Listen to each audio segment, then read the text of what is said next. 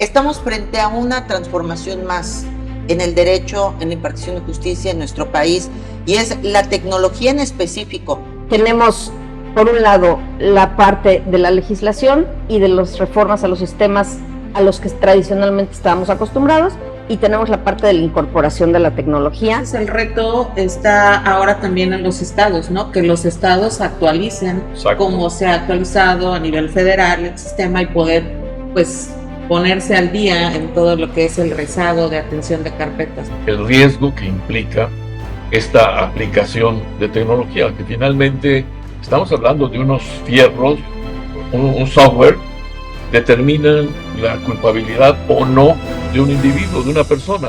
Los algoritmos con los que están hechos son desarrollados por seres humanos. Y esta cuestión de que pensar que la inteligencia puede suplir a los seres humanos, por ejemplo, en el campo de derecho, es como ciencia ficción.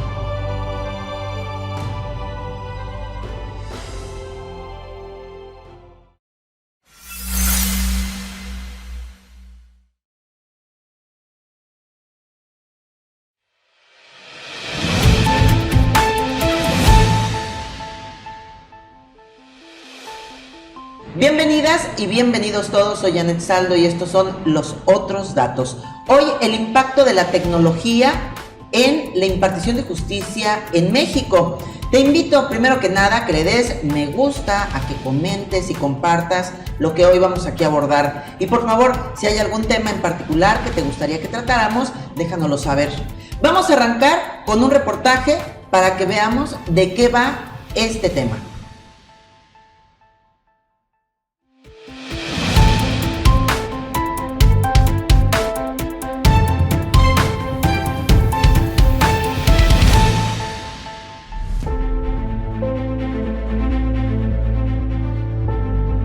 En un mundo en constante transformación digital, los tribunales mexicanos no han sido ajenos a la revolución tecnológica. La llegada de las nuevas tecnologías ha impulsado cambios significativos en la impartición de justicia, acelerando procesos, mejorando la eficiencia y aumentando la transparencia en el sistema judicial. En este reportaje exploramos cómo las nuevas tecnologías están impactando en el sistema judicial mexicano y cómo estas innovaciones están transformando la manera en que se administra la justicia en el país. Una de las principales transformaciones que ha experimentado la justicia en México es la digitalización de los expedientes y trámites judiciales. Los expedientes digitales permiten a jueces, abogados y funcionarios judiciales acceder y gestionar la información de manera más rápida y eficiente. Ya no es necesario lidiar con montañas de papeles, ya que toda la información relevante se encuentra al alcance de un clic. Otra innovación tecnológica que ha cobrado relevancia en la impartición de justicia es el uso de videoconferencias y audiencias virtuales. Estas herramientas han permitido superar barreras geográficas y reducir la necesidad de traslados, lo que representa una gran ventaja para las partes involucradas en un proceso legal.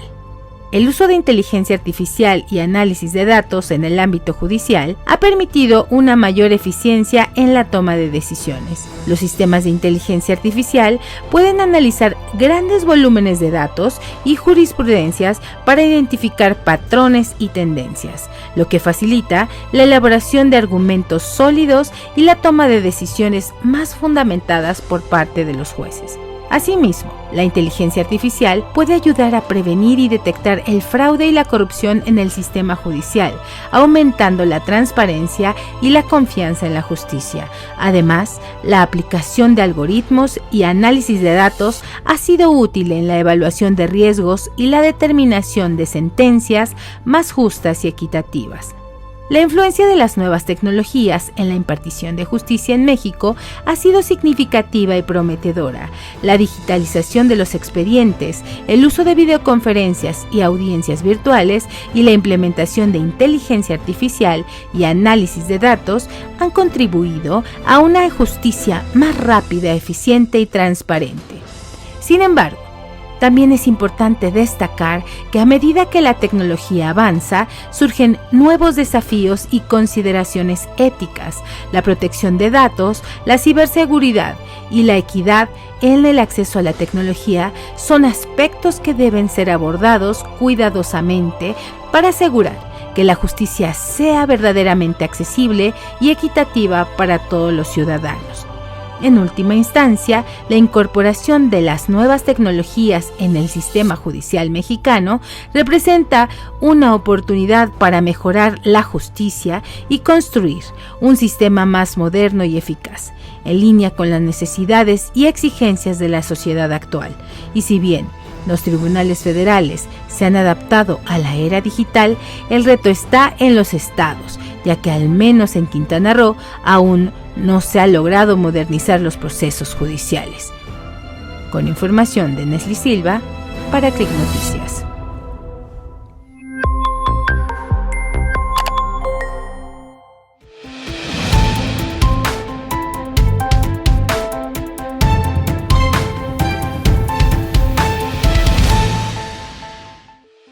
Y ahí está. Tiene muchísimo que ver la tecnología con la impartición de justicia que actualmente estamos viviendo en México. Vamos a abordar y desmenuzar el tema en compañía de nuestra invitada, la licenciada Cecilia Lara. Les voy a comentar un poco de su currículum. Ella es doctorante en Derecho por el Centro de Estudios Jurídicos Carbonell, maestra en Derecho Constitucional y Amparo, realizando su tesis en grado en temas de Derecho Ambiental Comparado. Cuenta con 22 años de experiencia en litigio civil, mercantil, familiar y constitucional y es egresada del 7º curso de especialización judicial del Supremo Tribunal de Justicia del Estado de Chiapas y cuenta con una especialización en Derecho Penal, así como múltiples diplomados. Tiene un gran currículum y ha pasado de la transición del derecho que era escrito al derecho oral. Y ahora ella nos viene a poner en la mesa qué está pasando con la tecnología y la impartición de justicia. Bienvenida, licenciada, ¿cómo estás? Muchas gracias, Janet. Bien, muchas gracias. Pues contenta de estar aquí con ustedes compartiendo un poquito de lo que nos está tocando vivir a los abogados en esta nueva etapa del derecho, desde la parte legislativa hasta la parte de la incorporación de la tecnología a nuestro quehacer diario. Recordemos que en México, más o menos en el 2008, tuvimos la reforma a nuestro sistema penal. Entonces transitamos de un sistema penal inquisitivo a un sistema penal acusatorio y oral, además. Entonces eso implicó que los abogados tuviéramos que actualizarnos y desarrollar otro tipo de habilidades para poder ejercer nuestra profesión. No es lo mismo plasmar las ideas por escrito que tenerlas que hacer frente a un tribunal, frente a un juez. Entonces, esa parte ya fue un parteaguas en el sistema jurídico mexicano. Recientemente, el 7 de junio de este año, se aprobó el nuevo Código Nacional de Procedimientos Civiles y Familiares. También en materia familiar ya estamos completamente instalados en la oralidad, cuando menos aquí en el estado de Quintana Roo y en la gran mayoría de las entidades federativas, y esto implica una nueva actualización en los abogados. Entonces, tenemos, por un lado, la parte de la legislación y de las reformas a los sistemas a los que tradicionalmente estábamos acostumbrados, y tenemos la parte de la incorporación de la tecnología, que van pues como muy empatadas y muy de la mano para que podamos abordar nuestros temas los abogados. Estos plazos en los que tenían ustedes para poner sobre una mesa todas sus pruebas, revisar la ley, hacer su demanda o su denuncia, pues ahora se van acortando porque todo tiene que ser con esa agilidad y ese conocimiento de la norma. Pero estamos frente a una transformación más en el derecho, en la impartición de justicia en nuestro país, y es la tecnología en específico, que a mí me gustaría que nos arrancáramos y nos fuéramos de lleno a ello, porque pues los abogados que estudiaron y que ejercieron, litigaron, todavía hasta hace el 2007, 2012, estaban con el derecho anterior, el escrito, y ahora pues han tenido que hacer un esfuerzo las fiscalías, porque aparte pasamos de procuraduría a fiscalía, se han cambiado también las instituciones, pero ahora se enfrentan al tema de la tecnología, que no es el usar la computadora, sino va muchísimo más. ¿De qué va el tema tecnología e impartición de justicia? Bueno, yo quisiera como abrir este tema comentándoles un caso que ha sido muy conocido en el medio jurídico y es un caso de los Estados Unidos, que es el caso Loomis contra el estado de Wisconsin en Estados Unidos. Y bueno, en resumen, una persona de raza negra fue detenido con un vehículo que no era de él, que no le pertenecía, tuvo como cierta resistencia al arresto y posteriormente fue condenado por su posibilidad de reincidencia en algún delito.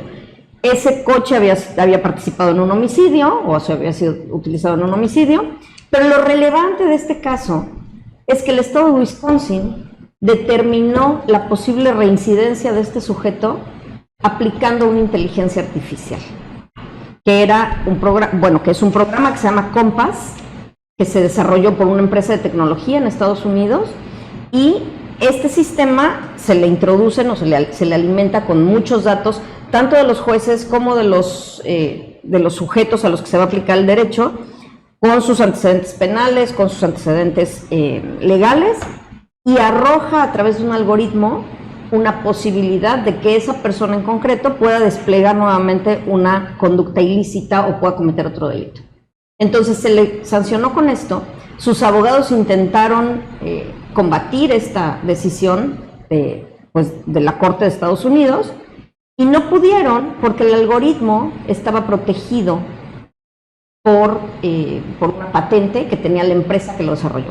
Entonces realmente ni el juez ni la defensa sabían cómo funcionaba ese algoritmo para poder determinar el grado de reincidencia de esa persona. Real, ¡Wow! Entonces, este es un dato que es muy ilustrativo para que podamos comprender hasta dónde podemos llegar, tanto como ciudadanos que nos enfrentamos a un sistema legal, como abogados que tenemos que defender a una persona.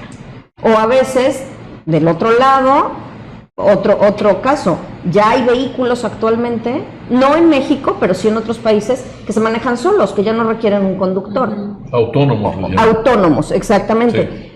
¿Qué va a suceder cuando uno de esos vehículos participe en algún delito?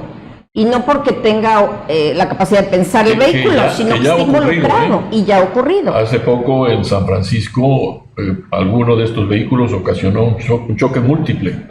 ¿No? Entonces, efectivamente, entonces, ¿cómo es muy buena invocamos, pregunta, ¿sí? Claro. ¿Cómo invocamos el derecho y cómo podemos exponer la defensa de una de las partes ante algo que no le podemos imputar propiamente a un ser humano o a una persona, ¿no? Yo quería preguntar precisamente de eso, ¿no? El riesgo que implica esta aplicación de tecnología, que finalmente estamos hablando de unos fierros con un poco de, o con una cantidad de litio, ¿no? Que con un software determinan la culpabilidad o no de un individuo, de una persona, ¿no? Entonces yo creo que esto, salvo la mejor opinión de usted, esto implica riesgos importantes. Claro que sí. Hay muchos riesgos asociados a esto, pero también no debemos perder en cuenta que el avance tecnológico no lo podemos frenar porque suponga riesgos, porque los riesgos los vivimos todos los días. Los que somos padres de familia sabemos los riesgos a los que están expuestos nuestros hijos y nosotros mismos con nuestros datos personales en las redes sociales, etc. Entonces, dado que no podemos frenar el desarrollo tecnológico, el reto mayor es saber cómo adaptar nuestra realidad a ese desarrollo tecnológico. Sí, y este avance tecnológico también podría contribuir a erradicar la corrupción que hay justamente en la impartición de justicia. Fíjate que esa pregunta es muy interesante porque, pues como en todos los temas que son polémicos, hay dos posturas muy confrontadas, ¿no? Por una parte, hay quienes dicen va a ser mucho más imparcial la impartición de justicia porque va a ser una inteligencia artificial que no tiene pasiones, no tiene filias, no tiene fobias, sí, y va a decir inmanente y frío. Fríamente qué le corresponde a cada quien, ¿no? Que era pues el viejo concepto de justicia que traíamos los abogados. Y hay otros que dicen no, porque una inteligencia artificial no puede percibir a través de sus sentidos lo que un juez sí podría advertir en un proceso. ¿no? Desde la forma de conducirse de una persona que está sujeta a un proceso penal, la forma en la que se expresa, la forma en la que es elocuente, ese tipo de cosas, esa sensibilidad que puede tener una persona no la va a tener jamás una inteligencia artificial.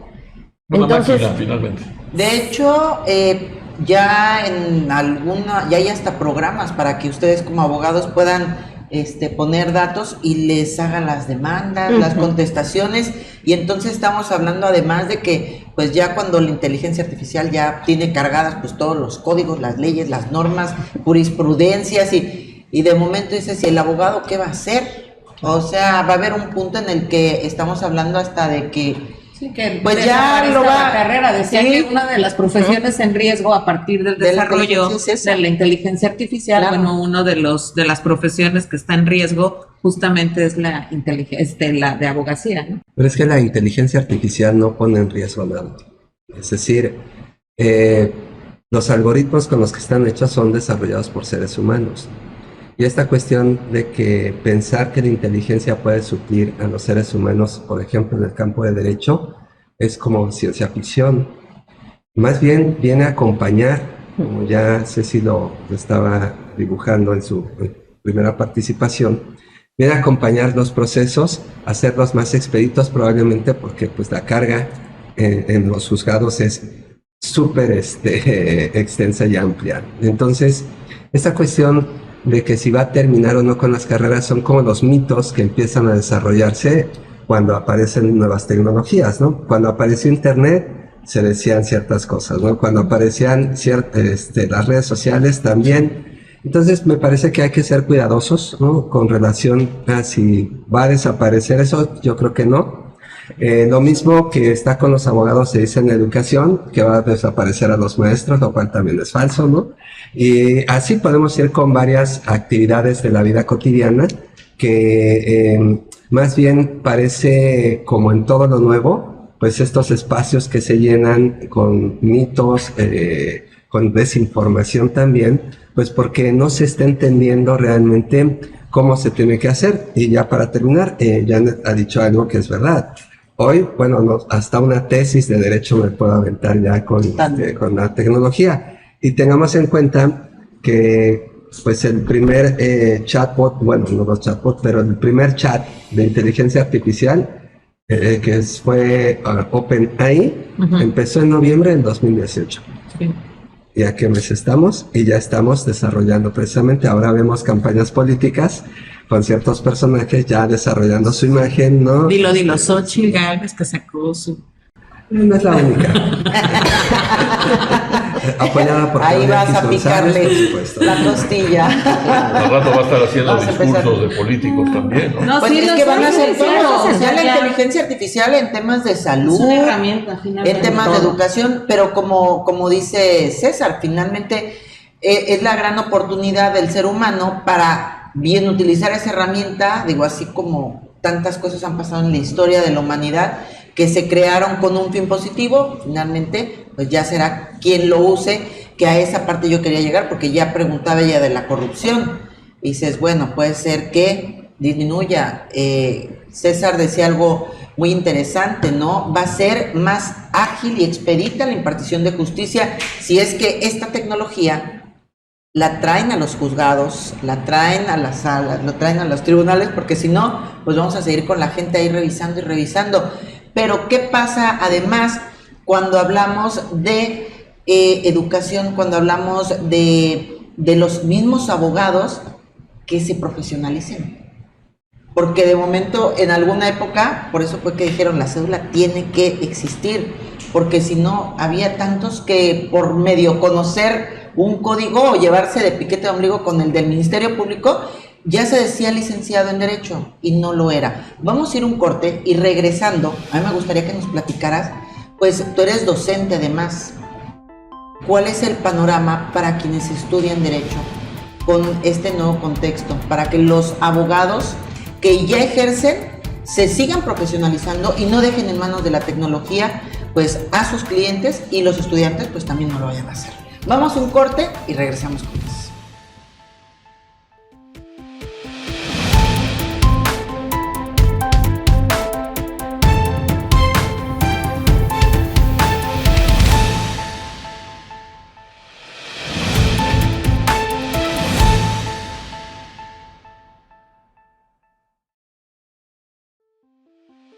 Regresamos a los otros datos. Te recuerdo, por favor, dale me gusta, comparte y comenta todo lo que ya estamos abordando. Un tema fascinante porque es como viajar en el tiempo, ir hacia el futuro y viendo cómo ya en el pasado hemos tenido tanta evolución también y vamos a seguirlo desarrollando. A mí me gustaría que nos comentaras, Cecilia, lo que te dejaba yo antes de irnos al corte.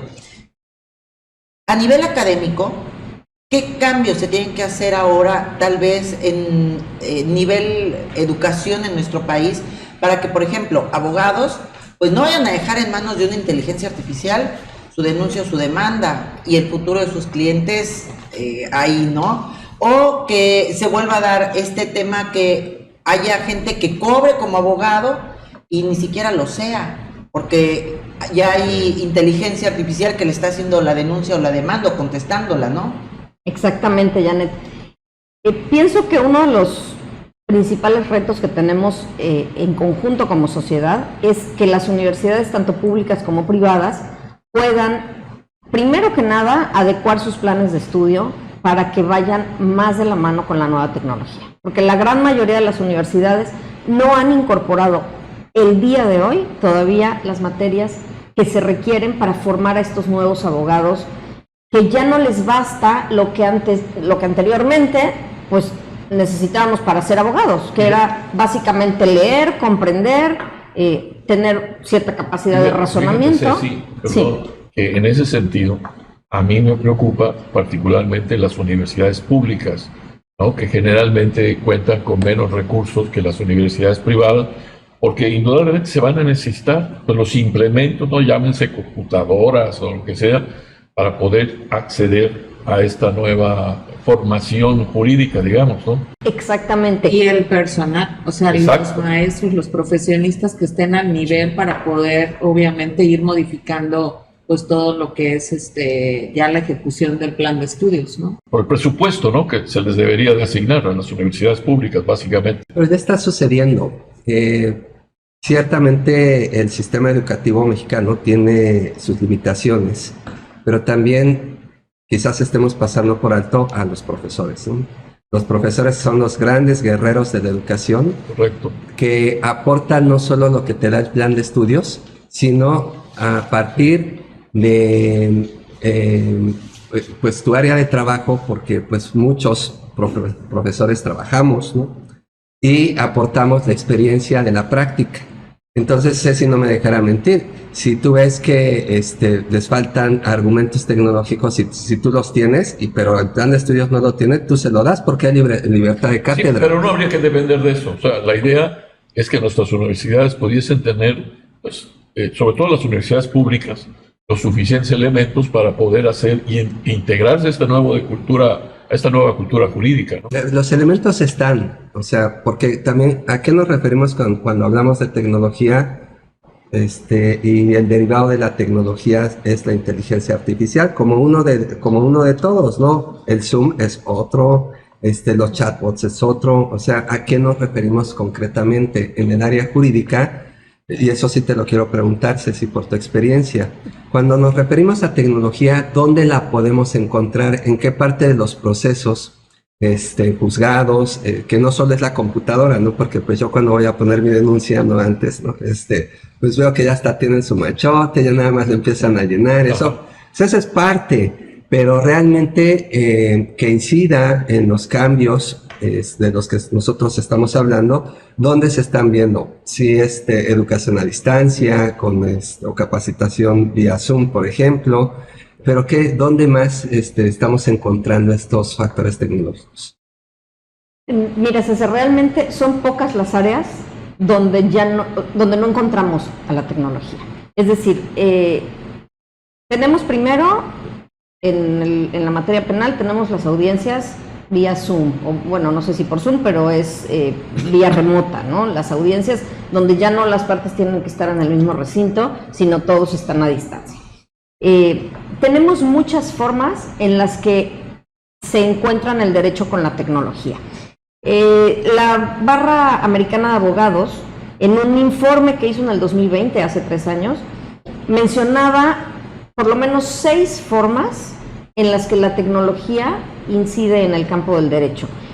Primero es el descubrimiento electrónico, que es el e-discovery, en inglés, que permite analizar una gran cantidad de información, precedentes judiciales, legislación, criterios, etcétera, para incorporarlos en un proceso legal.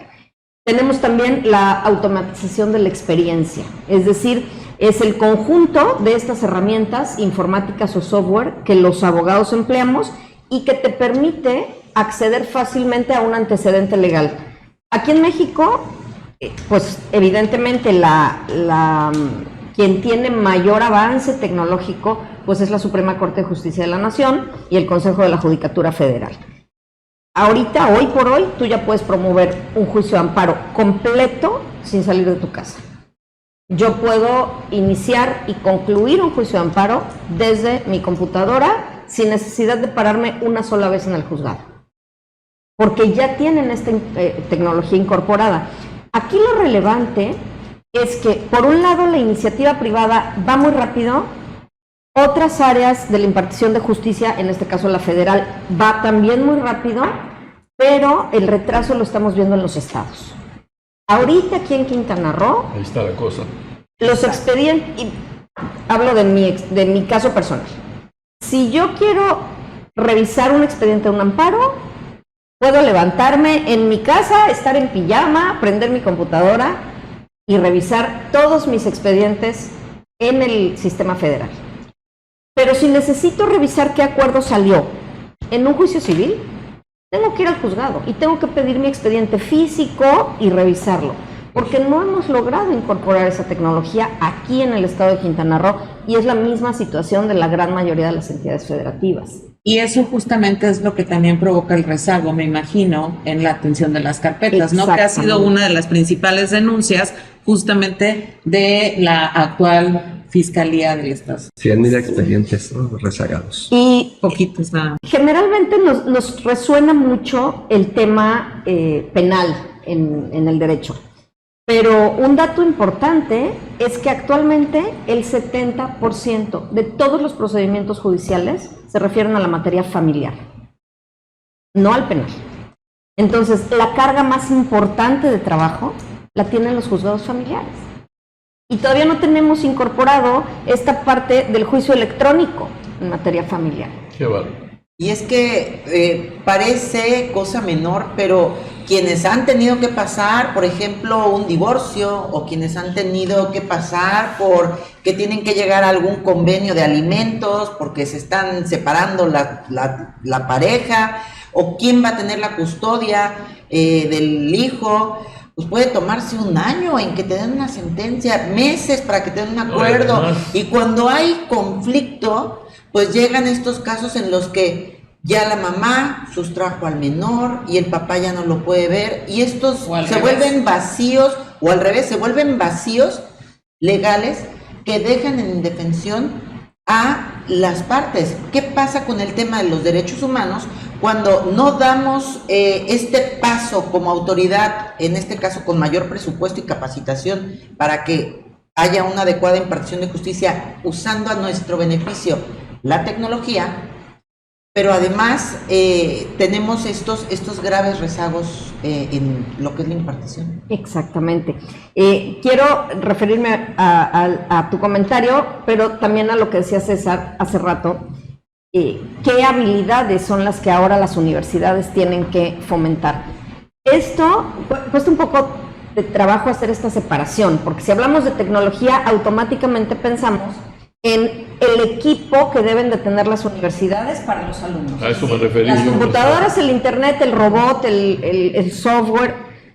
Y me parece que tenemos que detenernos un poquito antes, porque los planes de estudio, en lo que deben enfocarse hoy, no es propiamente en las herramientas como tales, sino en la construcción de capacidades y de habilidades en los nuevos abogados.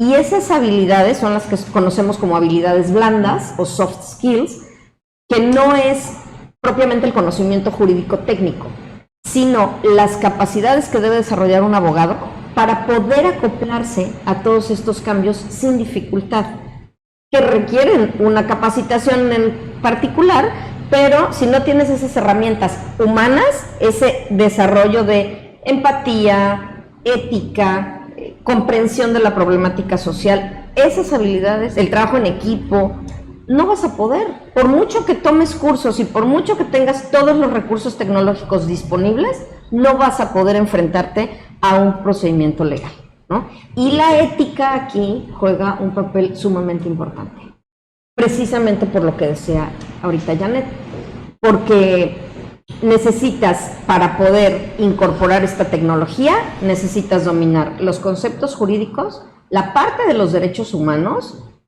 y tener la habilidad de argumentar.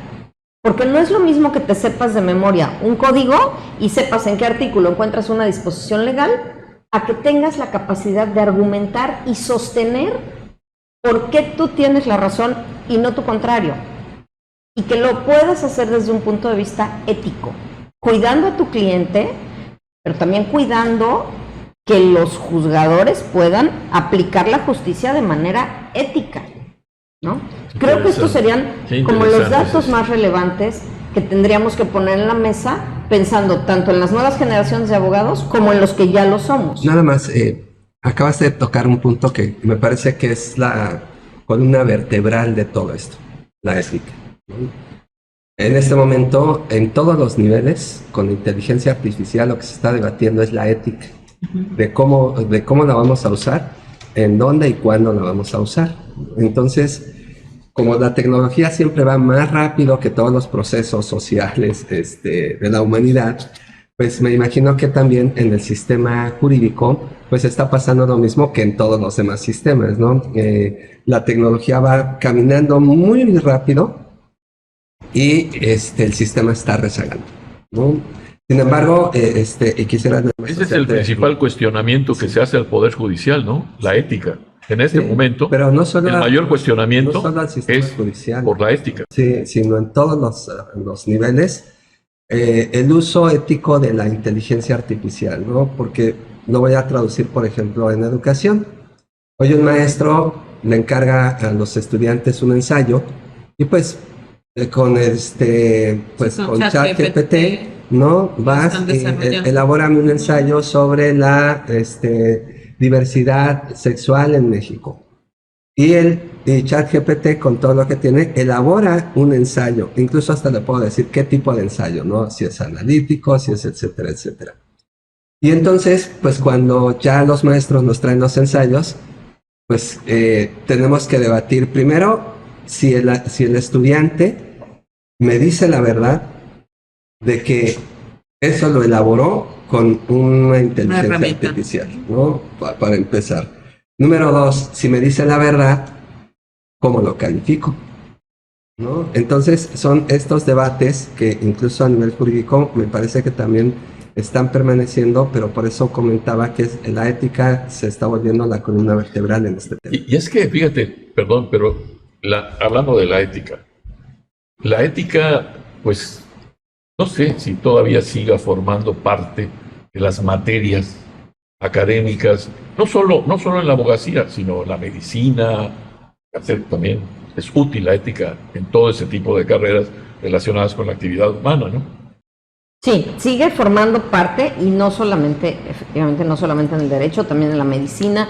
Todas estas competencias que desarrollan por lo general las universidades, tanto públicas como privadas, siempre está esta parte formativa humana en la que se incluye la ética.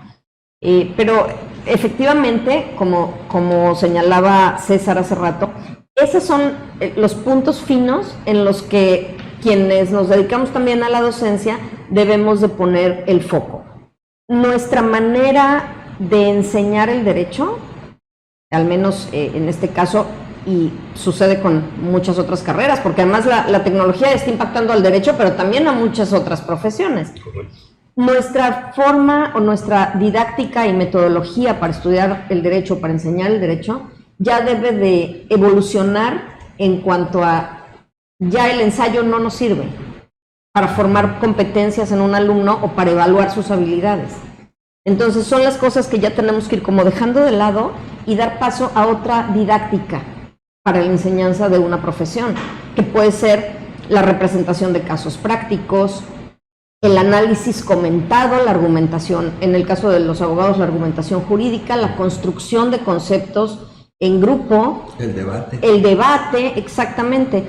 Porque finalmente pedirle un ensayo sobre cualquier tópico a un alumno, pues fácilmente lo desarrollan con un Fíjate que le acabas de dar al clavo, los escuchaba y voy analizando lo que dicen, y el gran riesgo, si no se hace esta transformación, esta transición desde las escuelas, es que vamos a tener un retroceso en la evolución humana.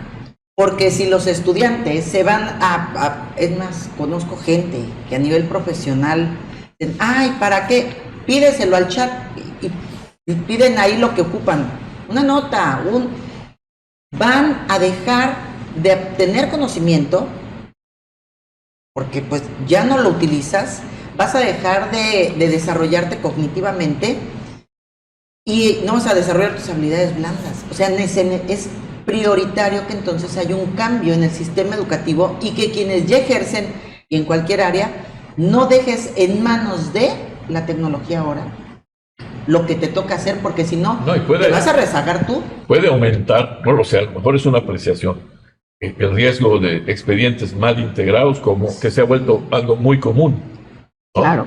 Claro, pero además estas malas prácticas, digamos, de los alumnos, a los que les encargas un ensayo y ponen los datos en un chat GPT y les arroja y eso es lo que presentan. Bueno, hay que hacerles la conciencia de que en algún punto de su desarrollo profesional van a estar frente a un juez y van a tener que construir un argumento con su mente y con sus gestos y con su elocuencia. Y no van a tener al chat GPT al lado que les va a dictar cuál es el argumento que le van a dar al juez. Entonces, justo es ahí donde debe de estar enfocado nuestra atención, en ese desarrollo de habilidades, tanto éticas como de trabajo en equipo, de disrupción, de innovación, de pensamiento creativo, etcétera. La formación de los estudiantes, ¿no? Exactamente. Y digamos así que entonces el reto está ahora también en los estados, ¿no? Que los estados actualicen como se ha actualizado a nivel federal el sistema y poder, pues, ponerse al día en todo lo que es el rezago de atención de carpetas, ¿no? Que es una de las grandes quejas que hay. Exactamente, porque además el no incorporarse ya a este tipo de tecnología y de juicios orales y de poder consultar los expedientes electrónicos también está incidiendo en el acceso a la justicia, que es un derecho fundamental de los seres humanos.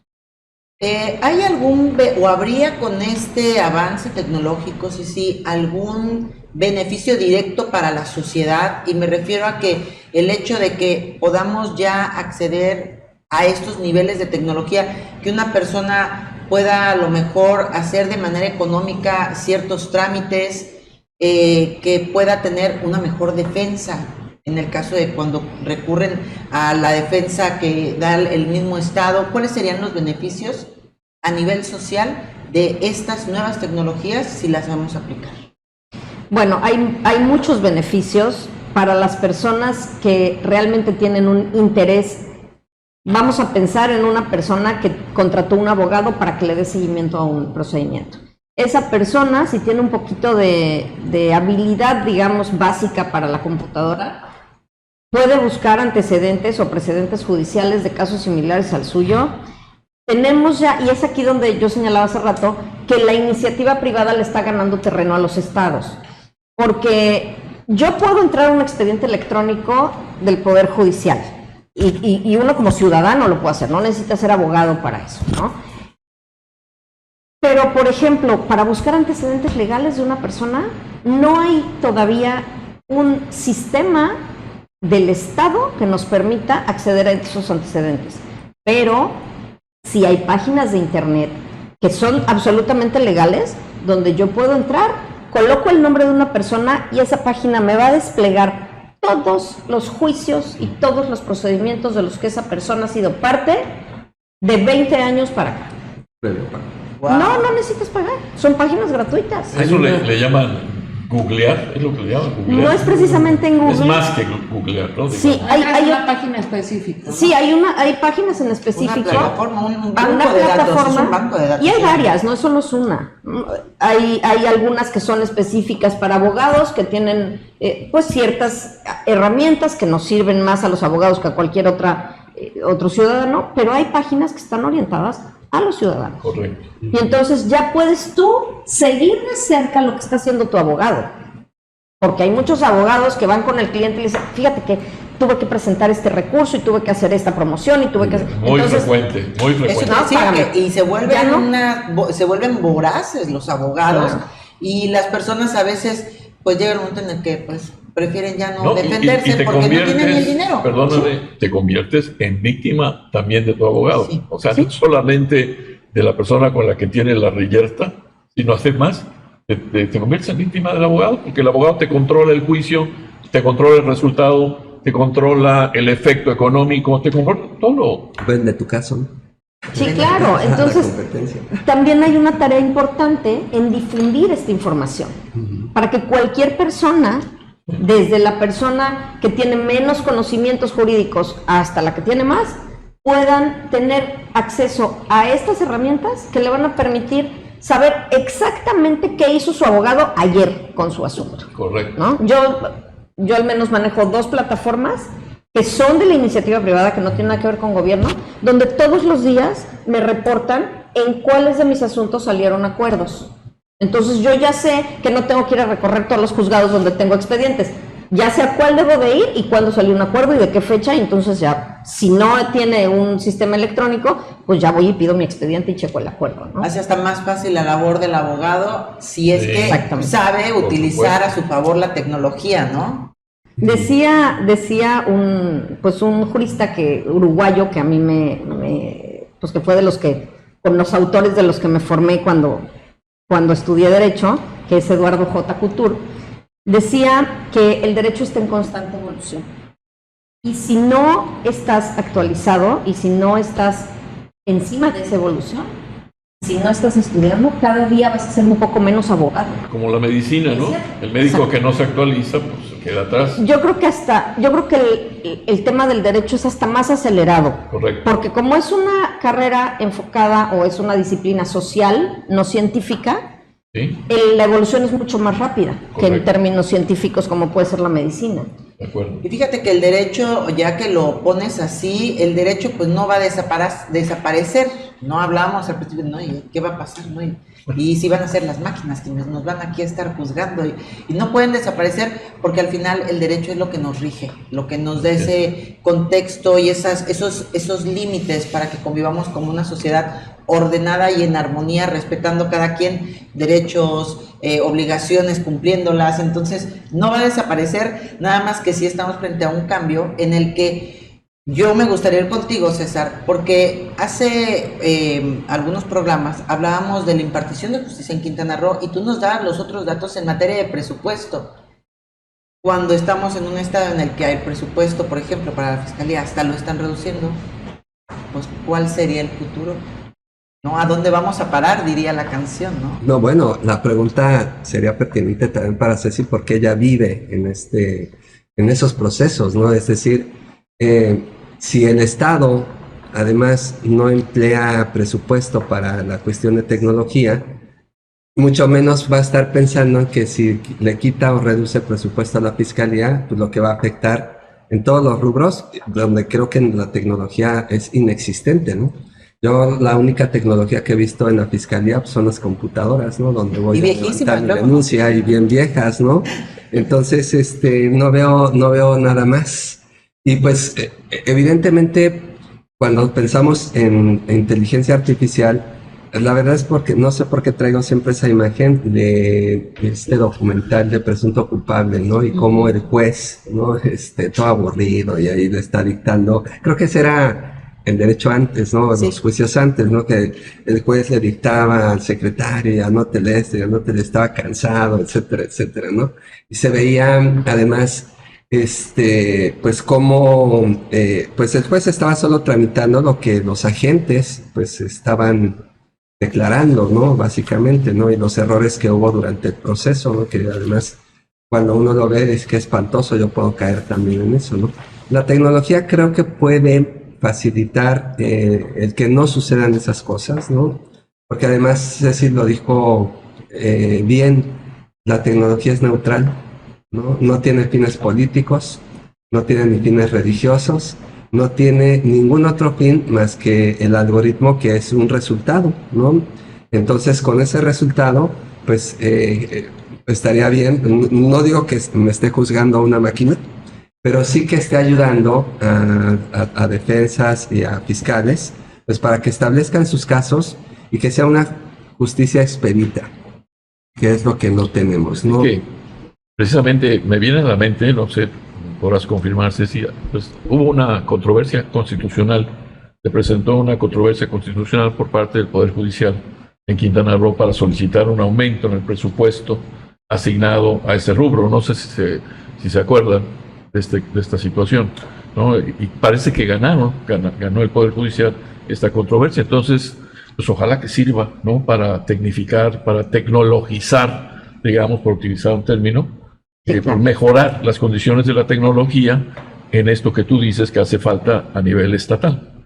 Sí, porque indudablemente invertir en el desarrollo tecnológico de los sistemas de impartición de justicia no solamente va a beneficiar a la población en general y va a tutelar ese derecho que tenemos de acceso a la justicia y a los principios que deben regir la impartición de justicia, que es la celeridad, la inmediatez, etcétera, sino que va a beneficiar también a quienes trabajan en los órganos de impartición de justicia. Claro. Les va a reducir las cargas de trabajo, les va a eficientar su tiempo, y al eficientar el tiempo de los funcionarios o de los operadores jurídicos del Estado, pues indudablemente se eficienta también el ejercicio del gasto público. Y se acaba la corrupción. Es que ese es el tema. Sí, claro. Eso es lo que mantiene precisamente ese estado de cosas, ¿no? Las dádivas, ¿no? Que no es un secreto, vaya, ¿no? Y a mí me gustaría ir un nivel más allá, Ceci. ¿Qué tanto podría contribuir en la aplicación ahora de la tecnología a este nivel para el tema de legislar, el tema de la jurisprudencia? Finalmente, si ya todo va a estar, o se lograra que todo quedara de esa forma, concentrado en bases de datos realmente actualizadas de manera cotidiana, que pudiéramos tener ese termómetro de cuáles son los delitos que más están teniendo reincidencia en este momento, que es la pauta para cómo vamos actualizando nuestra norma. ¿Qué tanto podría contribuir a que también el trabajo legislativo en nuestro México pudiera ser más eficaz al momento de elaborar nuestras leyes? Yo creo que la tecnología es un punto importante de apoyo para quienes se dedican a la parte del desarrollo de legislación, a los que técnicamente hacen las leyes, porque no necesariamente son los diputados y los senadores, sino todo el equipo que tienen atrás construyendo y elaborando las leyes con una técnica legislativa. Hay muchos antecedentes y hay mucha información que se puede ir sistematizando para apoyar estas tareas, y pues habrá que fortalecer esa parte también, porque se va a requerir una enorme reforma en general a todos los ordenamientos legales, porque también tenemos que saber no nada más cómo podemos valernos de la tecnología para acceder a la justicia, sino cómo en un momento dado podemos defendernos de la tecnología.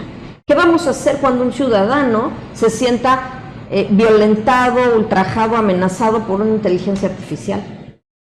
¿Cuáles son los argumentos que tenemos que darle a una autoridad para poder proteger o defender la esfera de derechos de esa persona contra una inteligencia artificial? Interesante. Porque pues no es contra otra persona, es contra un algoritmo. Entonces sí tenemos que pensar. Yo incluso he llegado a la reflexión de que se requiere hasta un ombudsman o un órgano que tutele los derechos que derivan del uso de la tecnología. Wow. Interesantísimo. Bueno, pues hemos llegado al final de este muy interesante e ilustrativo programa y me gustaría que entráramos al tema de las conclusiones, empezando. Nelly Silva, ¿qué te deja todo lo que hoy se pone en la mesa? Que son temas que regularmente ni siquiera nos paramos y nos detenemos a analizar. Pues justamente eso, ¿no? Estar prepararnos, quitarnos el miedo de poder aprender cosas nuevas, de que busquemos a las personas capacitadas y que están, como Ceci, en la mejor disposición de compartirnos estos conocimientos, estas actualizaciones para poder tener las herramientas y tomar muy buenas decisiones, ¿no? O sea, quitémonos el miedo principalmente, sobre todo quienes venimos de generaciones donde todavía no, pues no era parte de nuestra dinámica estudiar con la tecnología, ¿no? Que venimos de los libros, de la investigación, íbamos a las bibliotecas, existían unas cosas que se llamaban bibliotecas.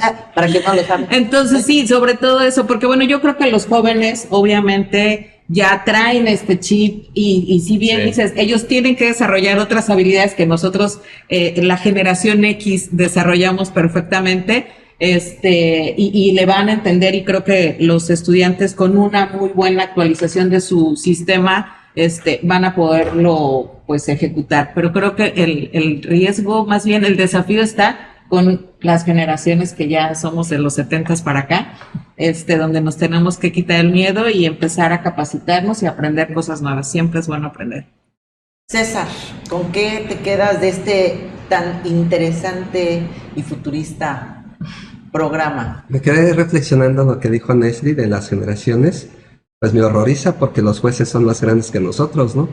Entonces, no sé el abordaje que le vayan a dar, ¿no? Hay jueces progresistas y hay jueces conservadores. Entonces, pues, desde ese punto de vista, claro, no depende toda la decisión de ellos, pero sí de todo un sistema en el que se tienen que poner de acuerdo para hasta dónde sí y hasta dónde no.